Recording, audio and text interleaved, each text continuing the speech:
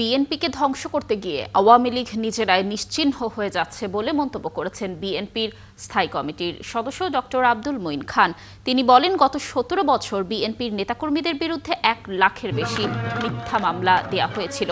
আওয়ামী লীগ চেয়েছিল নেতাকর্মীদের উপর জেল জুলুম নির্যাতন করে এদেশ থেকে বিরোধী দল নিশ্চিহ্ন করে দিতে, কিন্তু তাদের সেই অন্যায় অত্যাচারে বিএনপি নিশ্চিহ্ন হয়নি, বরং এখন আওয়ামী লীগই নিশ্চিহ্ন হওয়ার পথে।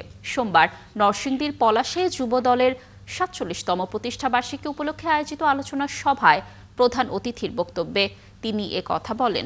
এ সময় তিনি আরও বলেন, অন্তর্বর্তী সরকার যে সংস্কারের কথা বলছে তা বিএনপি বিগত ৩ বছর আগেই শুরু করেছে। দেশের গণতন্ত্রকামী রাজনৈতিক দলগুলো নিয়ে এ বিষয়ে ঐকমত নিয়ে ৩১ দফার সংস্কার প্রস্তাব দেয়া হয়েছে। বিএনপি সেই সংস্কারে প্রতিজ্ঞাবদ্ধ। পলাশ উপজেলা যুবদলের আহ্বায়ক নিসার আহমেদের সভাপতিত্বে অনুষ্ঠানে বিএনপির স্থানীয় নেতাকর্মীরা উপস্থিত ছিলেন।